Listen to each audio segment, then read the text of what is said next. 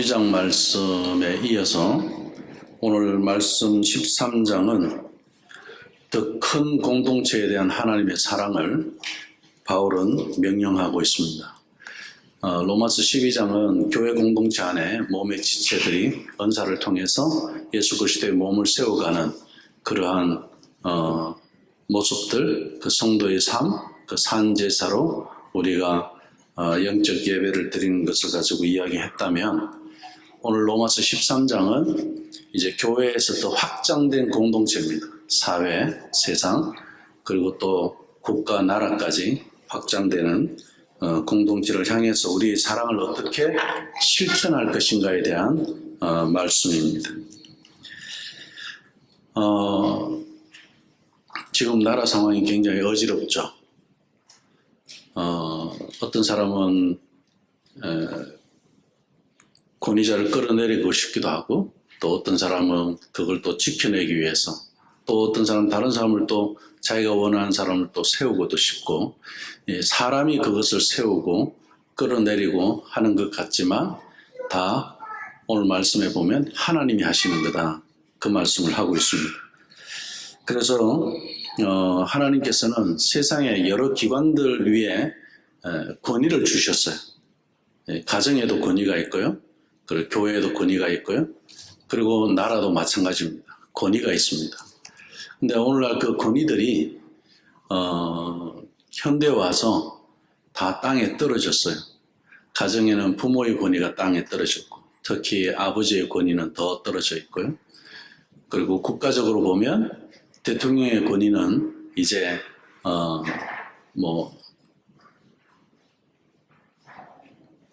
꼭 우리나라를 가지고 이야기하지 않더라도 옛날에 비하면 갈수록 그 권위가 떨어져 가는 것을 보게 됩니다.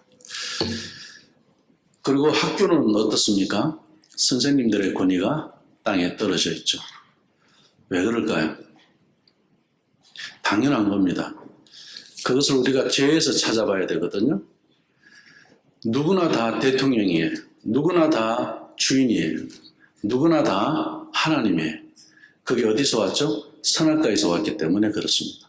내가 왕의 자리에 있는 거예요. 나름대로 나는 지금 예를 들어서 우리가 아무리 다른 사람들이 관심이 없고 그냥 사회에서 내가 소외받은 사람이라 하더라도, 아니면 감옥에 들어가 있는 사람이라 하더라도, 어떻게 그 사람은 죄수라 하더라도 자기는 거기서 주인이 되는 것이 사람의 생각이, 원래 인간의 생각이 그런 거예요. 그래서 나보다 더 권위 있는 사람을 인정하기보다는 저 사람보다 내가 더 권위 있는 자리에 있다라고 항상 생각합니다. 그 자리가 우리 각각의 인간에게서는 자존심이라는 자리입니다. 내가 주인이 돼요. 그게 꺾어지면 우리는 불쾌하고, 그리고 굉장히 힘들어합니다. 지금 이런 수많은 권위들이 있는데, 오늘날 그 권위가 이렇게 땅에 떨어져 있다는 것은 우리의 죄성에서도 찾을 수가 있지만, 또 그것 자체를 가지고 그럼 그 권위를 우리가 어떻게 할 것인가. 한국의 대학에서 이런 일이 있었다고 합니다. 시험 치는 시간인데 학생이 이렇게 시험지 그냥 덮어놓고 거기 엎드리고 그냥 자고 있었는 거예요. 그래서 선생님이, 교수가 가서 이거 걱정이 되니까 가서 이렇게, 야, 너 시험 다 보지도 않은 것 같은데 왜 잤냐고 하니까 뭐라고 말했는지 아세요? 실제 있었던 이야기라고 합니다. 남의 인생 건드리지 말라고 그랬대요. 네. 교수의 권위는 이제 어디에만 남아있느냐? 인격도 아니고요, 학점. 그거 하나 점수 매기는 것 외에는 교수의 권위가 없는 거예요.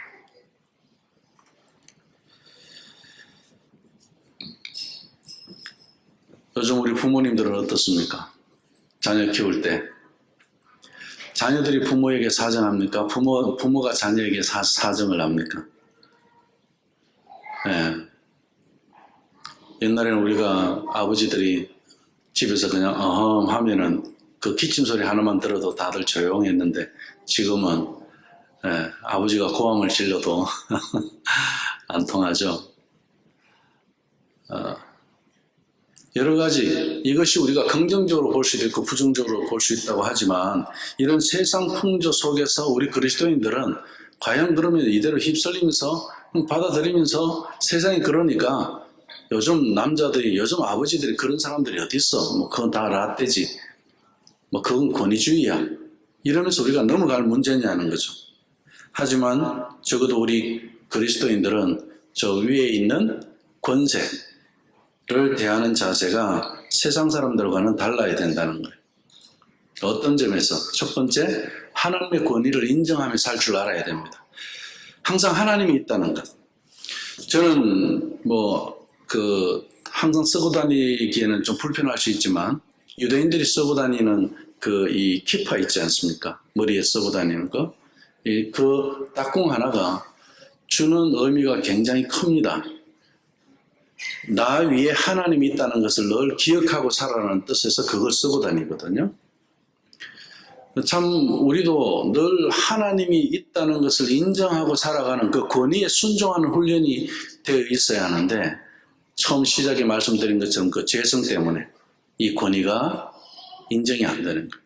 하나님도 인정이 안 되고, 그리고 회사에서 CEO든 아니면 학교에서 교장 선생님이든 또 학급의 선생님이든 또 가정의 아버지든 부모든 그죠? 이런 권위들이 땅에 떨어질 수밖에 없는 이유가 하나님의 권위를 인정하지 않은 데서부터 출발한다는 거예요. 우리가 그리스도인들은 하나님의 권위를 인정하는 그 신앙의 모습을 보여줄 수 있어야 된다. 근데 이건 쉽지 않아요. 오해받을 수도 있습니다. 오늘 본문에서 우리가 1절의 말씀을 보면 각 사람은 위에 있는 권세들에게 복종하라 그랬어요. 자, 바울이 지금 로마에다가 지금 보내는 편지에, 그럼 로마에는 황제가 있어요. 그러면 자기 믿음의 성도들에게 뭐라고 이야기합니까? 지금 직접적으로 나를 핍박하고 있고, 그리고 오늘 밤이라도 나를 붙잡아가서 감옥에 넣어서 아니면은 또 사자의 먹이가 되게 할지, 아니면 오늘 밤 나를 화형으로 기름을 붓고 나를 오늘 이 밤을 밝히는 그런 횃불로 사용할지, 화형으로 내가 처형될지, 아니면 목이 잘려서 죽을지 몰라요. 우리 그리스도인들은. 그런 로마에다가 바울이 지금 편지를 하는데 핍박받고 있는 그리스도인들에게 뭐라고 이야기하느냐? 각 사람은 위에 있는 권세들에게 복종하라고 그랬어요. 그러면 바울이 이 편지를 받아보는 그 로마의 성도들의 생각은 어떻겠어요?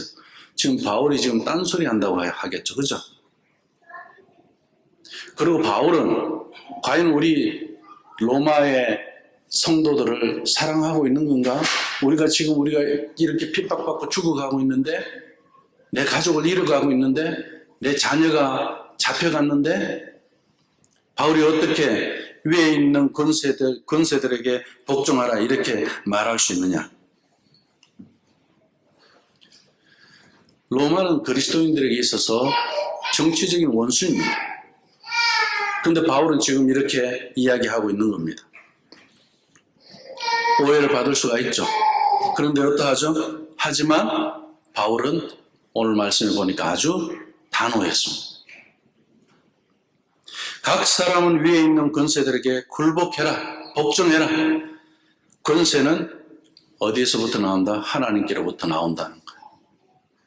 하나님의 권위를 인정하는 거예요. 황제의 권위를 인정하기 이전에 하나님의 권위를 인정하는 거예요. 이 세상의 역사를 누가 통치하신다? 하나님이 통치하신다는 것을 인정하는 데서 말씀하고 있는 겁니다. 모든 권세는 다 하나님이 정하신 바라는 거예요. 디도서 3장 1절 말씀에서 너는 저희로 하여금 정사와 권세 잡은 자들에게 복종하며 순종하며 모든 선한 일 행하기를 예비하게 하며. 디도서 바울이 쓴 편지잖아요. 자기 영적인 아들에게, 내 아들이라 그랬어요. 그런 디도에게 이렇게 편지한 거예요. 복종하라, 순종하라. 그러면서 네가 할 바는 뭐냐? 모든 선한 일을 하기 위해서 너는 예비하고 살아가야 된다. 저 독재자 앞에, 저 악한 권력 앞에 하나님의 선한 것을 보여주라는 거예요. 베드로도 마찬가지였습니다. 베드로전서 2장 13절 14절 말씀에 보니까 인간의 세운 모든 제도를 주를 위하여 순복하라 그랬습니다. 참 우리가 질문이 많습니다. 이런 걸 생각할 때, 그죠? 우리가 어디까지 지금 학교의 제도를 보면 우리가 인정하지 못할 것들이 있어요. 근데 과연 그런 학교에 보내야 되느냐? 보낸다면 어떻게 해야 되느냐? 고민이 많아요. 그죠? 공교육의 문제도 많고. 그럼 우리가 대안을 세워야 된다? 맞아요. 근데 어떻게 해야죠? 또 저 세상은 전도의 대상자들이고 저 세상 가운데 우리가 빛의 역할을 감당해야 되고 소금의 역할을 감당해야 되는데 어떻게 해야 하느냐? 순복하되 혹은 위에 있는 왕이나 혹은 그가 악행하는 자를 징벌하고 선행하는 자를 포상하기 위하여 그의 보낸 총독에게 하라. 베드로도 핍박자를 향해서 순복할 것을 이야기합니다. 도대체 무엇을 순복하라는 걸까요? 그들이 잘못 주장하고 잘못 이야기하는 그 법을 우리가 따라야 하느냐? 그걸 지금 따라라고 하는 겁니까? 아니면 그 권위자의 그것을 우리가 인정하고 그 권위자가 세운 법에 대해서 우리가 아니라는 것을 하면서 선을 보여줘야 되는데 이제 우리가 한 단계 더 한번 들어가 봐야 되는 겁니다. 사도들은 분명히 이야기했습니다. 권위자에게 순종할 뿐만 아니라 그들을 위해서 선을 행하라, 기도하라고 말하고 있습니다. 디모데에게도 마찬가지 바울은 편지했습니다. 디모데전서 2장 1절에 3절 말씀에 보니까 그러므로 내가 첫째로 권하노니 모든 사람을 위하여 간구와 기도와 보고와 감사를 하되 임금들과 높은 지위에 있는 모든 사람을 위하여 하라. 임금들과 높은 지위에 있는 모든 사람들, 권세자들을 위해서 어떻게 하라? 기도하라. 우리가 그 국방을 지키는 그런 별을 달고 있는 사람들, 아니면 경찰, 또 그 최고위에서 일을 행사하고 있는 사람들, 그런 권위를 인정하고 그 지위에 있는 사람들을 위하여서 기도해라. 그래서 우리는 국가를 위해서 기도하는 기독교죠. 이는 우리가 모든 경건과 단정한 중에 고요하고 평안한 생활을 하려 함이니라. 이것이 우리 구주 하나님 앞에서 선하고 받으실 만한 것이다. 이렇게 말씀합니다. 모든 권위의 출처가 하나님께 있다. 이거 외에는 답이 없어요. 그 권위를 주시는 분이 누구다? 왕이고 이 땅의 위정자들, 권위자들이다. 거기에 하나님께서 권위를 부여하셨고 범위도 정하시고 그리고 기한도 정해 두셨습니다. 그러므로 권위에 복종하는 것은 권위를 인정하고 신뢰하는 것. 이것은 우리 기독교의 세상을 향한 사랑의 실천이다. 부모의 권위에 순종하는 것이 사랑이에요. 가정에서는. 나라에서는 어떻게 해요? 국가 권력자의 권위에 순종하는 것이 사랑의 실천입니다. 지금 나라가 굉장히 혼란스러운 상태에서 이렇게 설교하면 꼭 희한하게 적용이 됩니다. 그죠? 그래도 하나님의 말씀이 그 권위자를 세웠다고 그랬어요. 그 기한도 하나님께서 정하신다고 그랬어요. 그럼 우리는 어떻게 해야 돼요? 바울이 이야기한 것처럼, 베드로가 이야기한 것처럼 우리는 선으로, 악으로 선을 갚아요? 선으로 악을 갚아요? 예, 선으로. 그리고 기도해야 돼요. 이게 확장된 사랑, 확장된 세상을 향한 예배자의 모습을 보여주는 우리의 정체성을 이야기하고 있습니다. 그래서 하나님께서는 가정에 질서를 주셨고 교회에도 질서를 주셨고 사회에도 국가에도 질서를 주셨습니다. 성경은 분명히 이렇게 말씀하고 있는 것을 우리가 지금 확인하고 있습니다. 그럼 가장 작은 단위로 가정에서 질서를 세우시고 하나님은 누구에게 권위를 주셨죠? 아버지에게 주셨어요. 남편에게 권위를 주셨어요. 그리고 아내에게 성경 뭐라고 말씀하고 있습니까? 남편에게 뭐 해라? 복종해라. 자녀들에게 부모에게 뭐 해라? 순종해라. 이게 질서예요. 그래서 자식은 이야기합니다. 우리 아버지, 우리 어머니답지 않아요. 아버지답지 않아요. 나 끌어내리고 다른 엄마 아버지 세울 거예요. 가정의 질서가 지켜집니까? 아버지답지 않아도 아버지예요. 어머니답지 않아도 어머니예요. 자식이답지 않다고 우리가 자식이 아니라고 합니까? 자식은 자식이죠. 이건 하나님께서 세워주신 그 권위고 질서예요. 이것을 우리가 인정하고 들어가지 않으면 관계가 문제가 생겨요.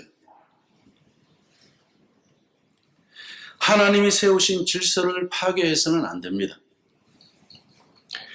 교회도 마찬가지로 베드로전서 5장 5절 말씀에 보면 젊은 자들아 이와 같이 장로들에게 순종하고 다 서로 겸손으로 허리를 동이라. 하나님은 교만한 자를 대적하시되 겸손한 자들에게는 은혜를 주시느니라. 이렇게 말씀합니다. 여기 젊은 자들아 이와 같이 교회 공동체 안에서 하나님께서는 질서를 말씀하시면서 젊은 자들에게 장로들에게 순종하고 다 서로 겸손으로 허리를 동이라.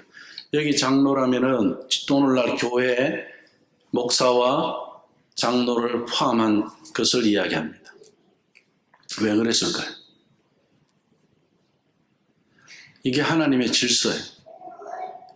교회가 왜 장로가 세워지고 목사가 세워지고 그리고 교회 권사 여러 직분들이 세워지느냐? 하나님의 질서 때문에. 거기에 하나님께서 부여하신 권위를 따라서 모든 것이 행해질 때 그 공동체가 하나님이 원하시고 하나님의 뜻대로 움직이게 되어 있는 겁니다. 교회 안에 세우신 리더에 대해서 순종하는 것이 하나님의 질서입니다. 오늘 로마서 13장 2절 말씀에 보면 그러므로 권세를 거스리는 자는 무엇을 거스리는 거라고요? 하나님의 명을 거스리는 거라고 그랬습니다. 오늘날 교회 목사님들의 저는 권위주의를 이야기하는 거 아니에요. 권위를 이야기합니다. 김친환 목사가 아니라 예수정 교회 목사의 권위예요. 여기에 김치남이가 되든 누가 되든 그게 하나님이 세우시고 그 권위가 하나님 앞에 인정이 되는 거예요. 그게 공동체의 질서라는 거예요. 장로님도 마찬가지예요. 그게 누구의 이름이 있다가 없어지고 없다가 있어지고 또 은퇴하고 그죠? 세워지면은 거기는 하나님의 권위가 주어지는 거예요. 그것을 가지고 우리는 교회 질서라고 이야기합니다. 얼마나 중요했으면 바울이 오늘 이 말씀 2절에서 이렇게 말씀했을까요? 그 권세를 거스리는 자는 하나님의 명령을 거스리는 거다. 질서가 얼마나 중요하며 가정의 질서가 얼마나 중요하며 교회의 질서가 나라의 질서가 얼마나 중요하면은 이렇게까지 말씀하느냐. 중요한 것은 우리 믿음의 사람들이 하나님의 권위를 인정하고 거스르지 않는 것이 중요하기 때문에 내가 저 사람이 미워도 그 개인적인 감정으로 그 사람을 공격하지 않는 거예요. 나라의 권위자도 마찬가지입니다. 우리가 감정으로 그 사람을 공격한들 그 하나님 앞에 내가 죄 짓는 것이 무슨 상관이 있습니까? 가정의 아버지도 마찬가지예요. 자녀들이 아버지가 잘못했다고 해서 거기에 대해서 내가 공격한들 그 아버지의 권위만 떨어지지 그게 무슨 문제가 해결되겠습니까? 그 권위에 순종해보면 가정의 질서가 잡혀갑니다. 아내는 남편의 권위에 복종해봐야 돼요. 그리고 이 복종을 무조건 부정할 게 아니라 해보고 이야기해야 돼요. 그리고 남편은 아내를 하나님 사랑하듯이 사랑을 해봐야 돼요. 이게 하나님 질서입니다. 우리가 위에 있는 질서를 기억했을 때 그것은 하나님을 기억하는 것과 똑같습니다. 우리는 보통 자유롭게 권세를 비방하고 판단할 수 있다고 생각하지만 성경은 그것은 하나님을 거스르는 것이라고 말하고 있습니다. 제일 안타까운 것은 그 권위의 자리에 세워진 사람이 잘못하는 것으로 인해서 그 권위마저 무너지는 게 너무 안타까워요. 하나님은 권위자를 세우셔서 이 권위를 그렇게 주셨는데 그 권위자가 잘못하는 것 때문에 그 권위자를 공격하게 되는 일들이 생기니까 그게 너무너무 안타까운 거예요. 권위자의 자리에 있는 사람이 잘해야죠, 물론.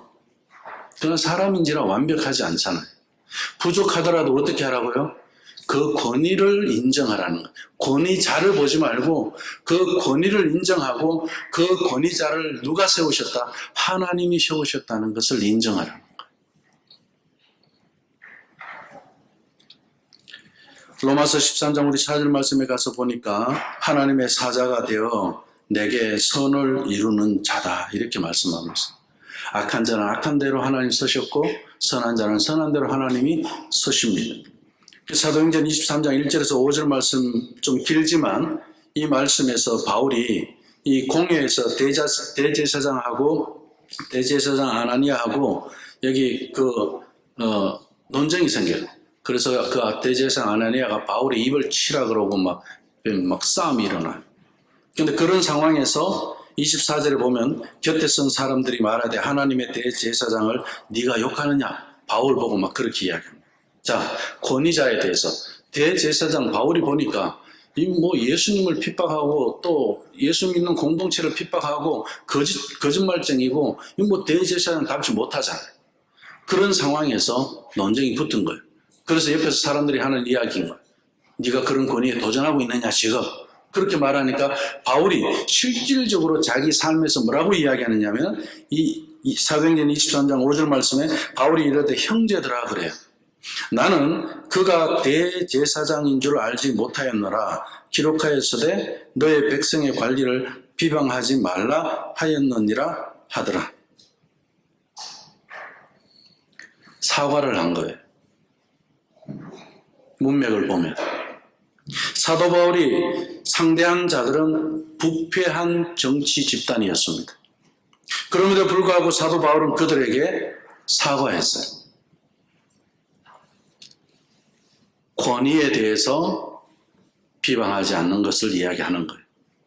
그 부분에 대해서 권세에 대해 비방하는 것은 옳지 않다는 것을 사도 바울이 직접 보여주고 있습니다. 오늘날 우리 기독교인들이요, 성경의 말씀을 따르지 않고 정치가의 말을 따르고 있는 거예요, 지금. 그래서 나라가 더 혼란스러운 거예요. 오늘날 교회를 다녀보면요, 그리스도인들도 정치에 대해서 굉장히 관심이 참 많습니다. 그래서인지 교회 안에서 그것으로 인해서 다투는 경우들도 종종 봅니다. 우리 교회는 안 그렇죠. 이런 이야기 거의 서로 잘 안 해요. 저도 우리는 어느 쪽이든 편을 들고 이야기하지 말자고 말씀을 드리니까 다들 그런 데서 많이 생각하고 있는 것 같습니다. 그런데 하나님이 세우신 권위에 대해서 그들을 존경하고 비판하지 않는 것은 그리스도인다운 모습입니다. 그게 오늘 성경의 말씀대로 우리가 따랐을 때 그렇다는 거죠. 자, 오늘 말씀 4절에서 6절까지 말씀을 보면 하나님이 권세를 세우신 이유가 나옵니다. 왜 하나님께서 권세자를 세우셨느냐? 그리고 그 권세에 하나님께서 권위를 부여해 주셨느냐? 4절에 6절의 말씀입니다. 그는 하나님의 사역자가 되어 내게 선을 베푸는 자니라. 그러나 내가 악을 행하거든 두려워하라. 그가 공연히 칼을 가지지 아니하였으니 곧 하나님의 사역자가 되어 악을 행하는 자에게 진노하심을 따라 보응하는 자니라. 그러므로 복종하지 아니할 수 없으니 진노 때문에 할 것이 아니라 양심을 따라 할 것이라. 너희가 조세를 바치는 것도 이로 말미암음이라. 그들이 하나님의 일꾼이 되어 바로 이 일에 항상 힘써느니라. 세금을 잘 내는 것, 그리스도인들의 합당한 자세라는 겁니다. 그리고 또한 그리스도인들은 존경할 자를 존경하고 두려워할 자를 두려워해야 한다는 겁니다. 하나님은 세상의 질서를 바로잡기 위해서 사람들의 행복을 위해서 이와 같은 질서를 세우셨다는 겁니다. 옛날에는 저는 이게 잘 됐다고 말씀드린 거 아니에요. 제가 고등학교 다닐 때가 80년대였으니까 그때 제가 교회 다닐 때만 해도 목사님에 대해서 뭐라고 이렇게 흠을 조금이라도 한마디 하면 거기에 늘 교회에서 기도하는 연사님 할머니가 계셨어요. 그분이 하나님이 하시지 우리 사람이 그러면은 내가 죄 지는 거 하나님한테 내가 벌 받는 거지, 목사님에 대해서는 하나님이 하시는 거지, 하나님이 세우셨기 때문에 이렇게 말씀하셨어요. 근데 지금은 그런 거 없죠. 목사가 뭐 어떻고 뭐 하고 뭐 얼마나 그런 거. 왜? 목사님들이 잘못하는 것 때문에 권위가 땅에 떨어진 것도 있어요. 그러나 하나님이 주신 그 권위까지 땅에 떨어지는 일은 없어야 돼. 그건 누가 하느냐? 권위자가 하는 게 아니에요. 우리가 하는 거예요. 그 권위를 인정하는 거예요.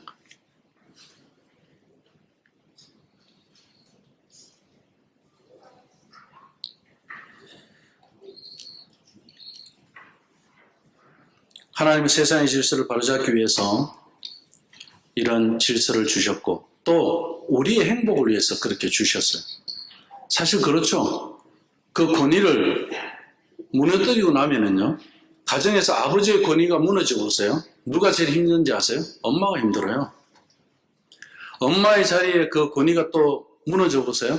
아버지가 그거를 안 세워주잖아요, 엄마의 자리를. 그러면은 누가 힘들까요? 아버지가 힘들어요. 그리고 거기에 같이는 누가 더 힘들겠어요? 자녀들은 또 더 힘든 거예요. 권위는 서로 세워줘야 됩니다. 엄마의 자리는 엄마예요. 아버지의 자리는 아버지. 남편도 마찬가지죠. 남편의 자리는 남편의 자리. 아내의 자리는 아내의 자리. 그 자리에 대해서 서로 어떻게 하라? 두려워하고 서로 뭐예요? 두려워할 것은 두려워하고 서로 존중할 것은 존중하라는 거. 어디에도 무시하거나 멸시하거나 함부로 하라는 말씀은 없어요. 근데 오늘날은 우리 가정의 모습들, 부부의 관계라든지 부모와 자녀의 관계에서 보면 어떻습니까? 권위는 어디에도 찾아볼 수가 없어요. 제가 다 그런 것으로 그냥 깔고 말씀드리는 거 아니고 대부분이 그런 경우들이 지금 일어나고 있다는 거예요. 그렇게 가정들이 무너지고 있기 때문에 그 가정 안에서의 모습이 교회 안에서도 여전히 그 권위는 무너지게 되어 있습니다. 국가는 또 어떨까요? 마찬가지입니다.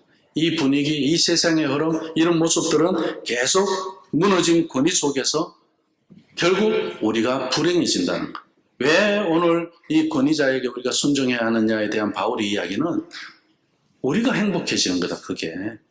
우리를 위한 거다. 그렇게 이야기하고 있는 겁니다. 그래서 로마서 13장 7절 말씀을 보면 모든 자에게 줄 것을 주되 조세를 받을 자에게 조세를 바치고 관세를 받을 자에게는 관세를 바치고 두려워할 자를 두려워하며 존경할 자를 존경하라. 이렇게 말씀하신 겁니다.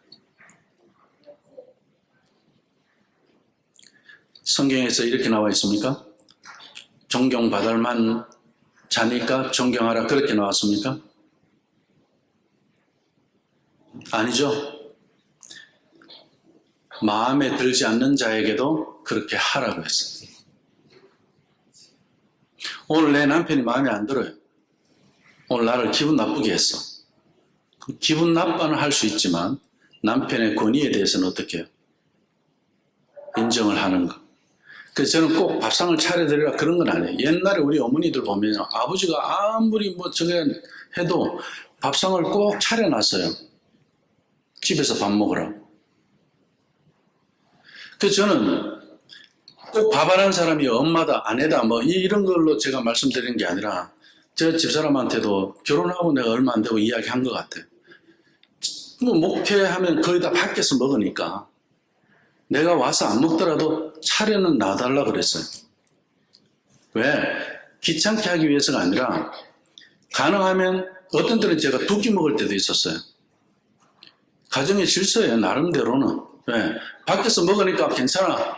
뭐 그냥 지금은 이제 제가 워낙 이제 그 살아온 세월이 이제 근 30년이 되다 보니까 가능하면 좀 밥 좀 덜하게 하고 그동안에 너무 그렇게 했으니까 좀 이렇게 어지간하면 내가 뭐 라면이라도 짜파게티라도 이렇게 끓여가 애들 그냥 먹이는 데서 당신 쉬고 싶을 때 좀 쉬어.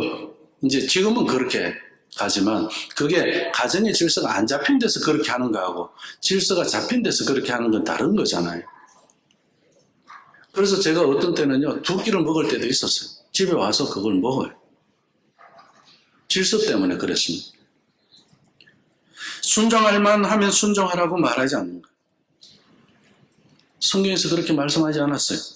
하나님께서 이러한 질서를 세우셨다는 것을 우리는 잊어서는 안 됩니다. 그러나 자, 이제 질문이 많이 생겼을 거예요. 계속 목사님 뭐 계속 질서 이야기, 권위 이야기하면서 우리 입장 생각 안 하고 얼마든지 그렇게 말할 수 있습니다. 그러나 권위가 세워져 있는 가정과 권위가 세워져 있는 교회, 권위가 세워져 있는 나라는 분명히 행복한 가정, 행복한 교회, 행복한 나라입니다. 그 가운데 어떤 어려움이 있더라도 그 권위로 인하여서 하나님의 질서가 세워지기 때문에 그렇습니다. 그런 데서 이제 우리가 이런 질문을 할 수 있습니다. 무조건 그럼 복종해야 됩니까? 성경이 복종하라고 했으니까. 자, 어떤 것에 우리가 복종하느냐? 그걸 잘 봐야 돼요. 예를 들어서 우상 앞에 절하는 것도 복종해야 됩니다. 아니잖아요. 다니엘서에 그렇게 나오지 않잖아요. 그렇다고 다니엘이 어떻게 했습니까? 너부갓네살을 몰아내자. 아니면 당신이 잘못된 지시를 했으니까 우리 유대인들은 그거에 대해서 순종할 수 없습니다. 그랬습니까? 그러면서 저항하고 그랬습니까? 그냥 나는 하나님 앞에서 나는 그거 할 수 없다 그렇게 이야기해요. 거기다가 또 친구들까지 같이 붙었어요. 그 말하는 사람들끼리 하나님 앞에서 제일 중요한 것은 나예요, 나. 내가 안 하는 거예요. 그거는 권위에 복종하지 않는 것이 아니에요. 우리가 이걸 잘 분별하셔야 된다는 거예요. 그래서 워터게이트 사건, 미국에서 그 유명한 워터게이트 사건 아시죠? 그 사건에서 감옥 간 사람이 있었어요. 그리고 이분이 나중에 예수님 믿고 자기가 회고록을 썼는데 회심기 책을 쓴 거죠. 그 백악관에서 감옥까지라는 제목을 찰스 콜슨이라는 사람이. 이 사람이 그런 이야기를 했습니다. 4가지 이유가 있다고 그랬어요. 국가에 복종하지 않아도 되는 4가지 이유. 크리스찬으로서. 첫 번째, 하나님의 명령을 어기도록 강요할 때. 그 권위의 자를 끌어내리는 게 아니라 내가 복종하지 않는 거예요. 그래서 초대교회는 어떻게 했죠, 다? 내가 죽었어요. 때리면 맞았어요. 감옥에 넣으면 들어갔어요. 그리고 두 번째는 국가가 양심의 자유를 제한할 때 불복종할 수 있다고 그랬어요. 우리 양심의 자유를 제한할 때. 뭐 동성애라든지 여러 가지 많죠, 그죠? 젠더 문제. 성경대로 셋째, 국가가 하나님의 명령하신 생명을 지키고 질서와 정의를 보존하려고 하는 책임을 기만하고 무시할 때 불복종할 수 있다. 그리고 넷째는 불복종한 결과에 대해 책임을 질 수 있을 때 불복종할 수 있다.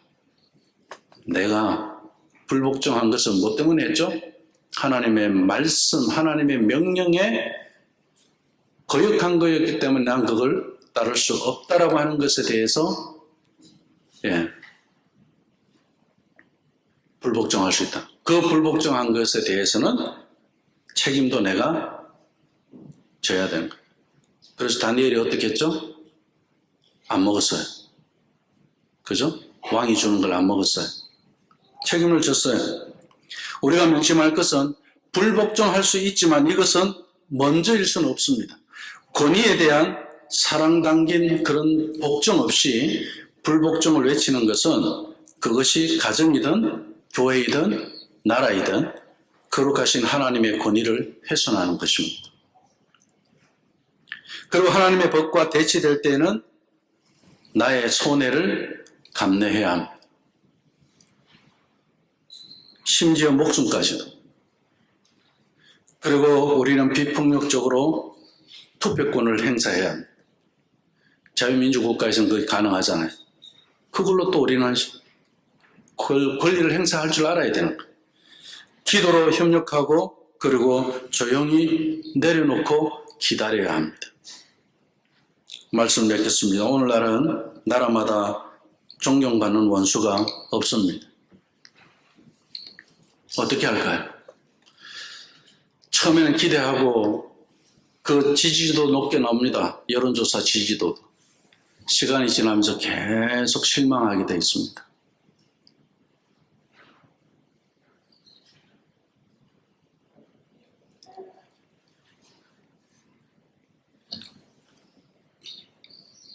당연한 거예요. 이 세상은 하나님의 나라가 아니에요.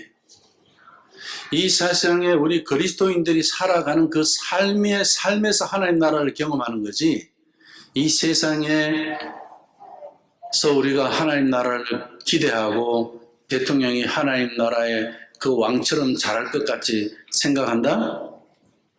망상이죠.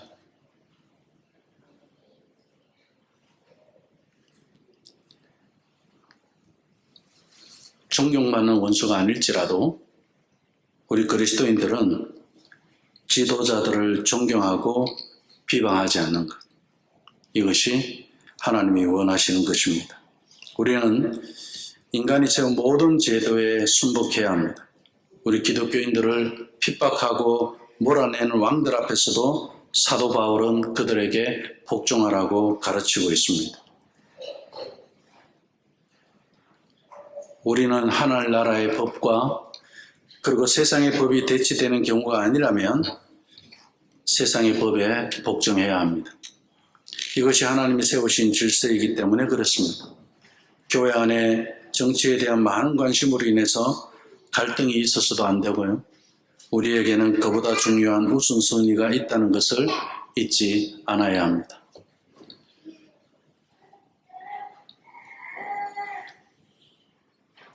우리 민족은 일제하에서도 이겨냈습니다. 6.25 전쟁하에서도 이겨냈습니다. 독재정권 하에서도 이겨냈습니다. 거기에 많은 사람들의 권위자가 세워지고 내려앉고 세워지고 내려오고 했습니다.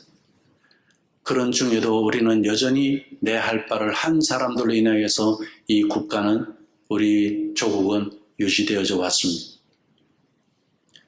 가정에서 부모의 자리를 지켜가고, 학교에서는 학생의 자리를 지켜가고, 또 선생님은 선생님의 자리를 지켜가고, 나라의 경제를 움직이면서 살아가는 그런 공장에서 일하시는 분들도 그 자리를 지켜가고,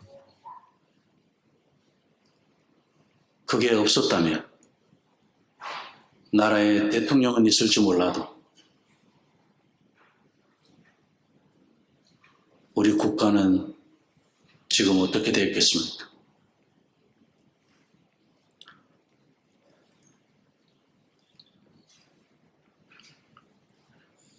우리에게는 우선순위가 있습니다. 사랑으로 율법을 완성해야 합니다. 우리는 사랑의 빛 외에는 지지 않아야 합니다. 그래서 오늘 본문 말씀 읽은 그 다음 절에 보면 8절에 이런 말씀이 나오죠. 피차 사랑의 빛 외에는 아무에게든지 아무 빛도 지지 말라. 남을 사랑하는 자는 율법을 다 이루었느니라. 복종은 억압이 아니라 사랑의 표현입니다. 우리가 복종이라는 단어를 들을 때 억압으로 생각하는데 사랑의 표현입니다. 정말 아내가 남편을 사랑한다면 최고의 사랑의 표현은 복종이에요. 정말 남편이 아내를 사랑한다면 최고의 사랑은 그 아내의 권위를 인정해 주는 겁니다. 복종은 부정적인 언어가 아닙니다. 하나님이 기뻐하시는 산 제사는 입에서 나오는 것이 아니에요. 삶에서 나오는 거예요. 그래서 산 제사 네 몸으로 드리라고 한 겁니다. 하나님의 권위에 복종하는 우리 예천교회 식구들이 다 되시기를 주님의 이름으로 축복합니다. 기도하겠습니다. 사랑의 아버지 하나님 감사